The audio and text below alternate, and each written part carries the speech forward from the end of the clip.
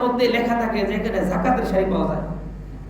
মানে কি আশ্চর্য রকম কথা, যাকাতের শাড়ি আবার কি? একেবারে সবচেয়ে নিম্নমানের পরবে তো 3 মাস যাওয়ার আগে এই কাপড় নষ্ট হয়ে যাবে, এরকম কাপড়, এত নিম্নমানের কাপড়। তোমার যদি এতই দিতে না মনে চায়, সম্পদ যদি তোমার কাছে দিতে মনে চায়, এগুলো বসকারে তোমাকে কে করতে বলছে? তোমার এমন যাকাতের প্রতি আল্লাহ মুখামুখি না, তোমার এগুলো যাকাত দেওয়ার দরকার নাই। তোমার গলা তুমিই রাখো, ভবিষ্যতে সময় আসতেছে, কাল কিয়ামতের ময়দানে তোমার সম্পদকে বেরিয়ে তোমার গলার মধ্যে পরানো হবে, সুসাপ হয়ে তোমার গালের মধ্যে সুবল দিবে আর বলবে, দেখ আমি তোর সম্পদ ছিলাম, আজকে দেখ সম্পদের কি মজা। এগুলাকে পুঞ্জীভূত করে রাখা, বিষয়টা খুব কঠিন। আল্লাহ বলেন, আমি যাকে সম্পদ দিচ্ছি তাকেও পরীক্ষা করতেছি, যাকে সম্পদ দেই নাই আমি আল্লাহ তাকেও পরীক্ষা করতেছি। সম্পদ দিয়ে পরীক্ষা করতেছি এই ব্যক্তিকে সম্পদের সঠিক ব্যবহার করে, সম্পদের যাকাতকে আদায় করে, আর যাকে সম্পদ দিই না তাকেও পরীক্ষা করতেছি ব্যক্তি কি সম্পদ না পায় হারাম পথে চলে যায়, নাকি আমি আল্লাহর প্রতি ধৈর্য ধরে সে স্বাভাবিকভাবে হালাল পথে জীবনযাপন করতে থাকে। যার টাকা আছে সেও আল্লাহর পরীক্ষার মধ্যে আছে, যার টাকা নাই সেও আল্লাহর পরীক্ষার মধ্যে আছে। এজন্য মুহতারাম হাজরিন, বিষয়টা খুব সিরিয়াস হয়ে ভাববেন।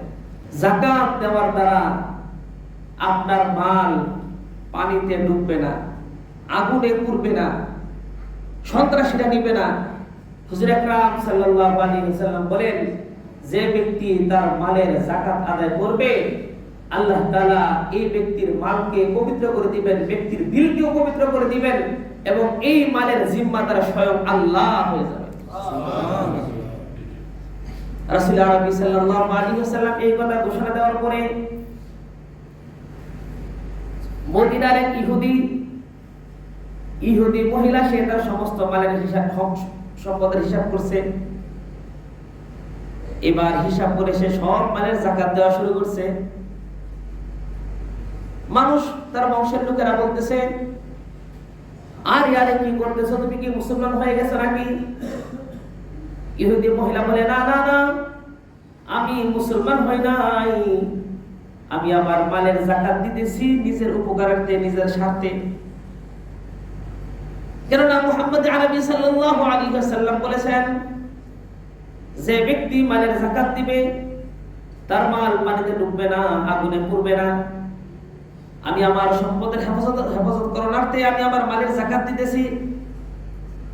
এই ইহুদি মহিলা তার সব মালের হিসাব করে আবার যাকাত দিয়ে দিয়েছে। কিছুদিন পরে মদিনা থেকে সিরিয়ার উদ্দেশ্যে ব্যবসায়িক বড় একটা কাফেলা রওনা দিছে। এই কাফেলার মধ্যে ইহুদি নারীর 100 উট বোঝাই মাল রয়েছে। এবার মদিনার কাফেলা সিরিয়ার দিকে চলে গেছে ব্যবসার নিয়তে। সিরিয়ার মধ্যে ব্যবসা বাণিজ্য হওয়ার পরে এবার বণিক কাফেলা পুনরায় ফিরতেছে। এদিকে মদিনার মধ্যে সংবাদ সাউর হয়ে গেছে, মদিনা থেকে যে ব্যবসায়িক কাফেলা সিরিয়ায় গেছিল ব্যবসা করতে, মাস পথের মধ্যে সেই কাফেলার সম্পদ ডাকাতরা লুট করে নিয়ে গেছে। ইহুদি নারী বলতেছে, না না না, সবার সম্পদ চুরি হইলেও ডাকাতি হইলেও আমার সম্পদ ডাকাতি হইতে পারে না। কেননা আমি এমন ব্যক্তির জবানে শুনছি যে যাকাত দিলে মাল ধ্বংস হবে না, যাকে আমরা 40 বছর জীবনে কোনোদিন মিথ্যা কথা বলতে দেখি নাই। আর যদি আমার মাল চুরিও হয়ে যায় সমস্যা নাই, মুহাম্মদের গলার ধরে বলবো, মুহাম্মদ তোমার কথা মতো যাকাত দিছিলাম, আজকে তো আমার মাল ধ্বংস হয়ে গেছে, সুতরাং ওই যে যাকাত দিছি যাকাতের টাকাটা ফেরত দাও। সন্ধ্যা গড়াইতে গড়াইতে দেখা গেছে অন্য সব পরীক্ষা খালি হাতে তারা মদিনার মধ্যে ঢুকতেছে।